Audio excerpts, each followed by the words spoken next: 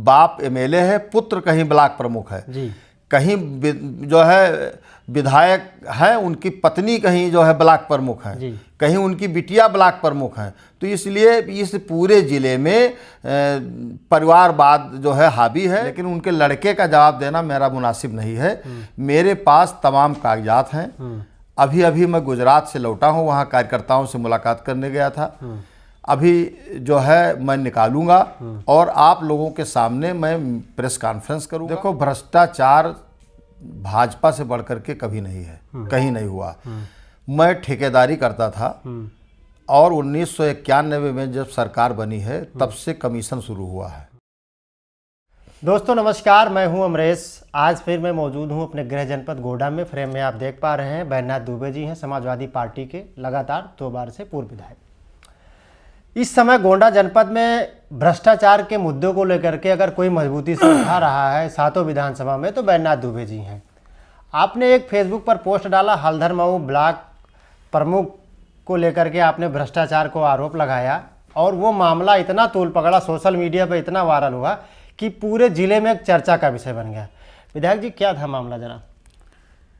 मैं आपके दर्शकों को शुभकामना देता हूं।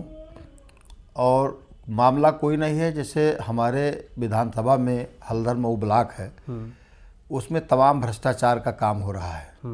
तमाम प्रधानों ने हमको बताया कि जो योजनाएं मेरे लिए आती हैं ग्राम प्रधान को करना चाहिए, उसको ब्लॉक प्रमुख छीन लेते हैं और उसका काम वो स्वयं करने लगते हैं। कई जगह जो है शौचालय बन रहा है, सामुदायिक शौचालय, उसमें भी पूरा काम है नहीं। वैसे टंकी जहाँ बनी है तहाँ टंकी, तो जो सरकारी टंकी बनी है वो टंकी में कहीं पानी नहीं आ रहा है, तो शौचालय कैसे चलेगा जब टंकी से पानी नहीं आ रहा है। लेकिन उसमें कुछ कर्मचारी पता लगा है कि नियुक्त कर दिए गए, उनकी तनख्वाह भी निकल रही है। इसलिए मैं पुष्ट समाचार नहीं बता रहा हूँ, मैंने सुना है ऐसा। कई जगहों पर जो है पंचायत भवन है, उनका रिपेयर करने के लिए पैसा निकाला गया है। तो कई चीज़ गांव के प्रधानों ने कुछ सूचना हमको दिया, तो मैंने थोड़ा सा फेसबुक पर डाला था कि वहाँ पर गड़बड़ी हो रही है और डीएम गोंडा उसको देखें कि कहाँ गड़बड़ी हो रही है। तो इससे जो है हमारे क्षेत्र का जो पैसा आ रहा है वो पैसा सही जगह पर लगे, यही मेरी इच्छा है। इसीलिए मैंने जो ये बात उठाई थी। आपकी पोस्ट पे विधायक जी के समर्थक का भी प्रतिक्रिया आई, उसको लेकर के आप क्या कहना? नहीं, विधायक जी के समर्थक की प्रतिक्रिया नहीं, उनके लड़के की प्रतिक्रिया आई। तो वो अभी वो खुद ही कह रहा है कि अबोध बालक है और उसको उसके बात का मैं जवाब क्यों दूं? उस लड़के को मैंने गोदी खिलाया है, उसके जवाब देने लायक नहीं है। उसके पिताजी कोई चीज़ डालते तो उसका मैं जवाब देता। अब लड़के का जवाब, जो हमारे क्षेत्र के लोग, तमाम लोग, लड़के, नौजवान साथी उनके बात का जवाब दे रहे हैं, लेकिन उनके लड़के का जवाब देना मेरा मुनासिब नहीं है। मेरे पास तमाम कागजात हैं। अभी अभी मैं गुजरात से लौटा हूँ, वहाँ कार्यकर्ताओं से मुलाकात करने गया था। अभी जो है मैं निकालूंगा और आप लोगों के सामने मैं प्रेस कॉन्फ्रेंस करूंगा। जहां जहां पर घोटाले हैं सब मेरे पास कागज हैं, उसके पूरे प्रूफ हैं। और यहां से नहीं, जब मैं 2001 में ब्लॉक प्रमुख पद से हटा था तो उस समय संपूर्ण ग्रामीण रोजगार योजना चल रही थी। उसमें तमाम घोटाले उनके विधायक जी के द्वारा किए गए थे और उसकी एफआईआर भी दर्ज हुई थी। लेकिन जब मैंने देखा कि उनकी माताजी को जेल हो जाएगा और उन्हें कोई जानकारी नहीं है, तो मैं पीएससी के गेस्ट हाउस में एक एसपी जो ईओडब्ल्यू के थे, आर्थिक अपराध अनुसंधान के, उनसे मैं मिला और उनसे कहा कि जो मेरे ब्लॉक में घोटाला हुआ, जैसे मेरे गांव को जो चौरी गद्दोपुर मार्ग से बटौरा बाबा के लिए 95 कुंटल गेहूं निकाला गया था फर्जी तरीके से, जबकि 1978 में उसको जो है पटाया गया था काम बदले अनाज योजना में। अच्छा, 7 मीटर चौड़ी सड़क बनी हुई थी, उसी पर पैसा 95 कुंटल गेहूं निकाल लिया गया।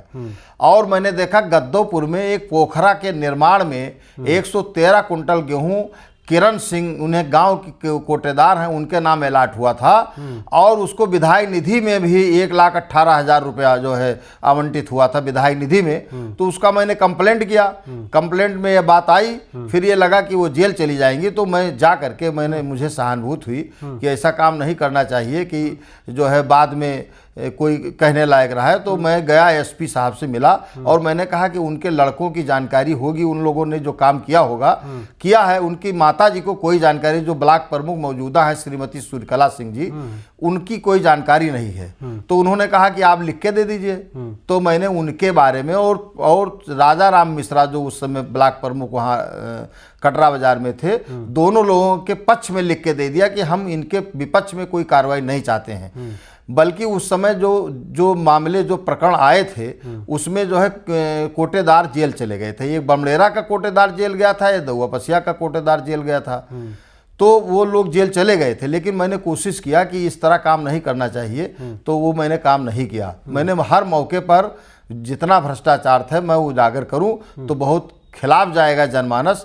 लेकिन यदि वो लोग चाहते ही हैं तो आप थोड़ा इंतजार करिए और 2-3 दिन के बाद हम स्वयं बताएंगे। लेकिन लड़के का हम जवाब नहीं देंगे, वो लड़का है अभी और उसको सब लोग अबोध बालक कहते हैं, तो इसलिए मैं उसके बात का जवाब नहीं दूंगा।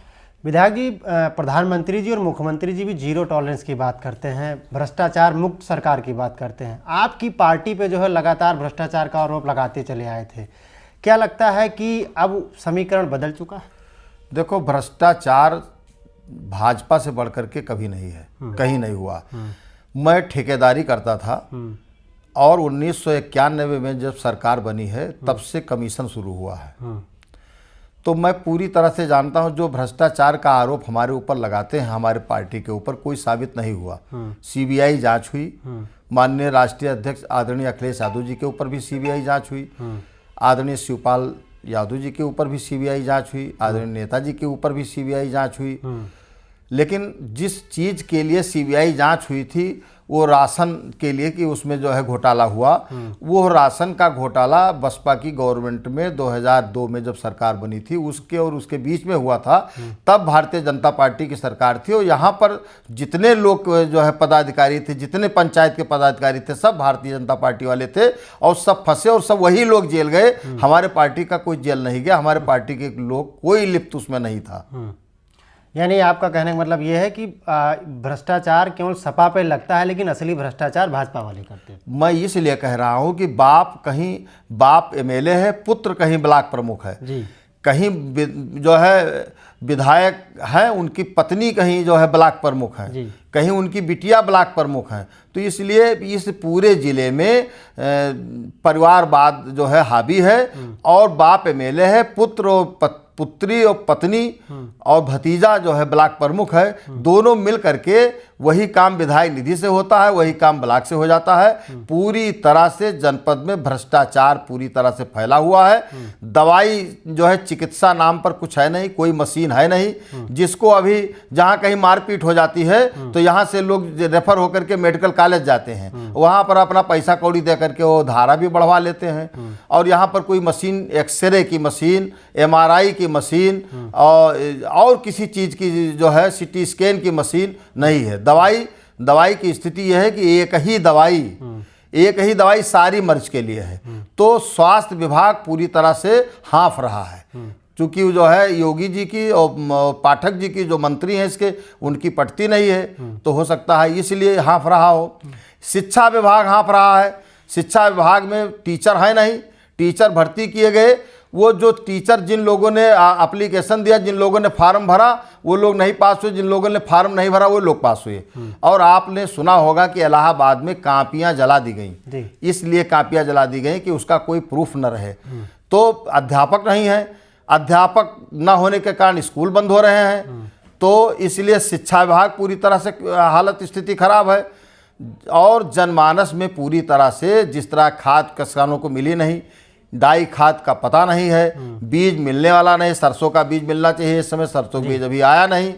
तो पूरी तरह से सरकार जो है जितनी अपनी एजेंसी है वो विपक्षियों को परेशान करने के लिए, विपक्षियों का जो है गुप्तचरी करने के लिए और विपक्षियों को के जनमत को कम करने के लिए, उनको परेशान करने के लिए, उनके खिलाफ मुकदमा लिखाने के लिए सारा पुलिस महकमा, सारा सब कुछ है। अभी जो है धान है, धान का केंद्र खुलेगा, लेकिन उसमें कोई सपा का आदमी धान नहीं बेच सकता है, जो भाजपा का ही धान बिकेगा, क्योंकि वो काम फ्रॉड का करना है। 30 कुंटल धान लोग खरीदेंगे, 300 कुंटल लोग उन्हीं से लिखा लेंगे।